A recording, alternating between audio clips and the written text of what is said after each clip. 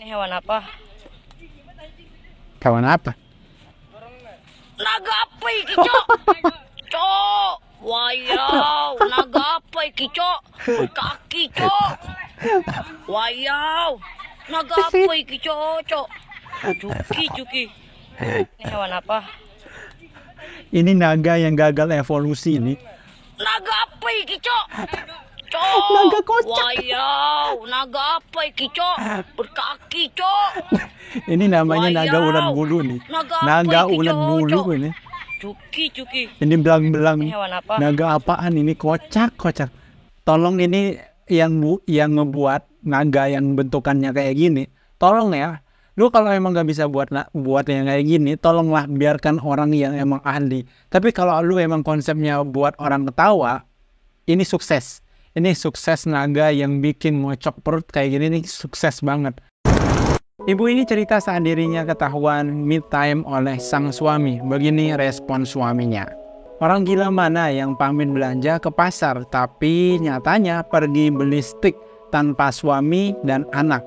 Bukannya nggak mampu beliin mereka, cuma aku pengen makan kesukaan aku sendirian tanpa ada yang ganggu, tanpa makan sisaan anak, tanpa keriuhan. Pernah kayak gini, terus ketahuan suami, malah suamiku yang nangis. Katanya, apakah semenyakitkan itu jadi istriku sampai kamu harus sembunyi-sembunyi kalau mau menyenangkan diri sendiri? Lain kali bilang aja langsung, aku nggak apa-apa kok. Aku jawab karena selama ini kalau makan enak, aku nggak pernah bisa sepuas seperti aku single dulu. Anak-anak selalu minta bagian enak dari piringku, tapi mereka nggak pernah gangguin piring kamu. Aku juga selalu makan dengan hati yang merasa bersalah kalau makan nggak bagi-bagi ke anak-anak. Dalam 12 tahun menikah denganmu, aku lebih banyak makan sisa anak-anak atau makan ikut kesukaanmu dan anak-anak. Aku udah nggak pernah lagi makan dengan bahagia seperti waktu single dulu. Ini gua pastikan banyak dari ibu-ibu yang mengalami hal ini, yang ketika setelah menikah sudah nggak bisa lagi untuk menikmati hal-hal yang dia sukai. Suamiku yang nggak pernah nangis itu malah nangis sambil pegang tanganku dan ngomong, di mana letak keberkahan rezekiku kalau kamu aja demi makan untuk perutmu sendiri harus sembunyi-sembunyi. Aku takut kamu menyesal menikah sama aku karena akhirnya malah lebih bahagia sebelum nikah sama aku. Mulai sekarang, lakukan apapun biar kamu bahagia. Makan apa aja yang kamu suka. Kalau aku belum sempat libur, pergi ajak anak-anak makan ke resto yang kamu mau. Pesan yang banyak, kalau kurang pesan lagi. Pengen beli baju ataupun make up, beli aja. Semua yang kamu suka waktu masih single harus tidak berubah. Setelah suami ngomong kayak gitu, aku jadi plong banget. Merasa pengorbananku selama ini disadari oleh suamiku. Aku sudah jarang, hampir nggak pernah lagi makan sisaan anak-anak karena anak-anak juga dah takut nyisain makanan sejak dimarahin ayahnya. Jadi meskipun makanan itu bukan selera mereka, mereka akan telan makanan itu susah payah demi agar ibunya ini nggak makan sisaan lagi. Gua sumpah terharu banget dengar kayak gini. Cerita-cerita yang kayak gini sebenarnya banyak, tapi nggak banyak yang dipublish. Dan semoga kalian dan orang-orang yang berkorban untuk keluarga semoga diberkahi dan dijadikan ladang pahala yang luar biasa. Semoga nanti menjadi amalan untuk mendapatkan surganya Allah di yaumul akhir. Amin. Nangis padahal belum punya suami. Masih ada nggak ya cowok yang mikir kayak gini? Bahkan aku nggak pernah melakukan ini. Aku selalu kepikiran anak kalau mau kemana-mana tanpa mereka. Bahkan aku lebih bahagia ketika makan bekas anakku daripada aku harus makan sendiri tanpa mereka. Ini nggak bisa kita samaratakan antara satu dengan yang lain. Mungkin ini cocok untuk satu orang, tapi tidak untuk orang lain. Jadi nikmatilah mana sesuai dengan selera yang Anda sukai dan jangan memakai standar orang untuk orang lain. Kemarin habis bikin SKCK. Terus pas lihat kertas, sementaranya kok ditulis melamar pekerjaan gini kayak yang di bawah. Ya aku tanya dong, kenapa ditulis begini Bu? Biasanya kan cuma ditulis melamar pekerjaan aja. Kenapa ini? Melamar pekerjaan di Green Smart. Loh, kok gini ya? Enggak kayak gini deh, sumpah. Buat SKCK yang gue tahu, tujuannya, keperluannya itu cuma kayak misalnya kalau lamar kerja cuma ditulis untuk melamar pekerjaan atau melamar kerja, udah plek ketiplek gitu aja. Kenapa kok kayak gini? Tahu nggak jawaban ibunya apa? Ya aturannya satu SKCK untuk satu tujuan, Mbak. Loh iya tabu, peraturan baru? Ya Mbak, sekarang kayak gitu. Kalau nggak gitu kan enak bisa buat nyabang. Lah kocak emang. Ini mah enaknya buat li doang, kocak, kampret. Nah, ini kita buat lamar pekerjaan, buat nyari duit, bukan ngabisin duit. Kocak lu, sumpah. Dan lu udah dapat gaji, masa lu mau cari duit lewat sini lagi? Rasanya mau marah banget, ya Allah. Udah nyari kerjaan susah banget, bikin SKCK buat nyari kerja malah kayak gini. Sedangkan bikin SKCK pun juga bayar. Emang bener ya, ada peraturan baru tentang SKCK. Kalau ada yang tahu boleh kasih tahu aku dong, sedih banget rasanya. Kalau ada yang tanya kenapa nggak digas aja Mbak, udah guys, aku udah nyoba ngotot tapi aku juga takut kalau omongan ibunya bener, salah aku juga sebelum ngurus nggak riset dulu. Tapi rasanya kayak sedih gitu loh. Terus kalau gini berarti selama 6 bulan SKCK itu cuma bisa dipakai sekali doang.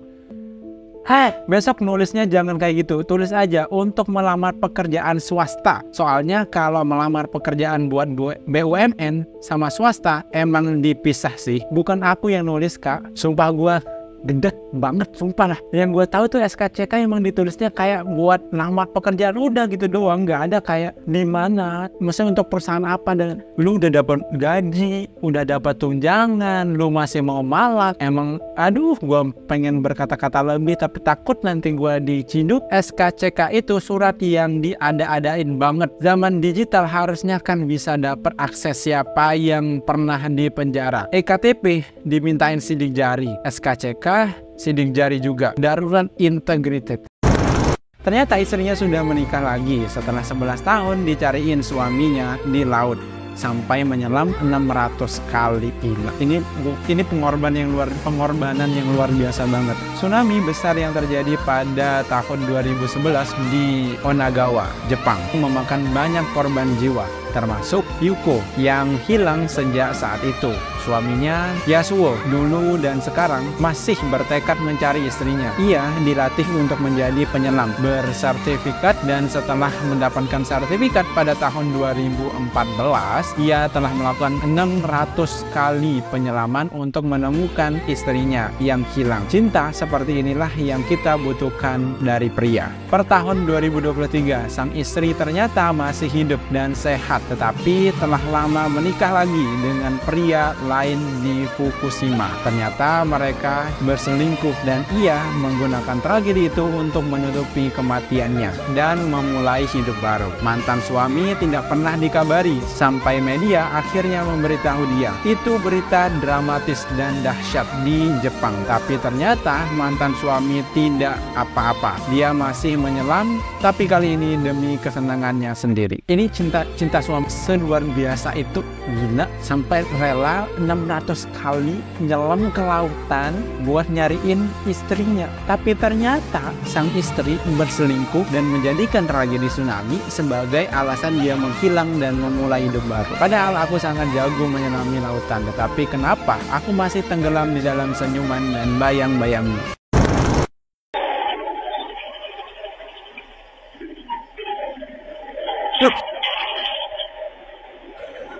Kocak.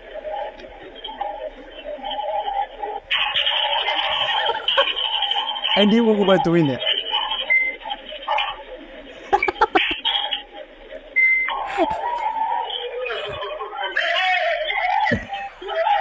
Lah, kok ini satu keluarga?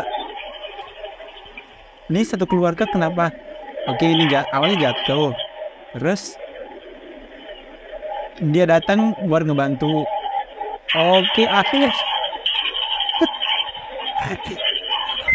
selamat.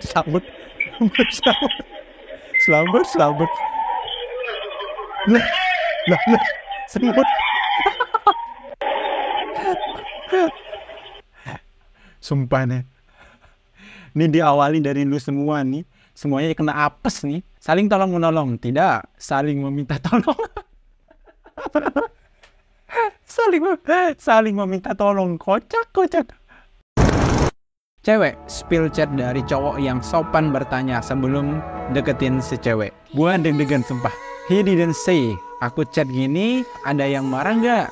But, oh iya, sebelum lebih jauh, aku mau nanya sesuatu. Untuk saat ini, kamu lagi dalam hubungan? Atau lagi dekat sama seseorang nggak ya? Atau kamu terbuka untuk berkenalan dengan orang baru? Aku harap bisa berkenalan satu sama lain karena aku ada ketertarikan sama kamu. Aku pun mencobanya. Sebelum aku menunjukkan keseriusan aku mau nanya sesuatu. Untuk saat ini, kamu lagi dalam hubungan? Atau lagi dekat sama seseorang nggak ya? Atau kamu terbuka untuk berkenalan dengan orang yang banyak kurangnya kayak aku? Kalau aku sih berharap bisa kenal kamu lebih, karena aku ada ketertarikan sama kamu dari waktu semester 1 dulu. Berarti lu udah lama nih sukanya nih, mendem.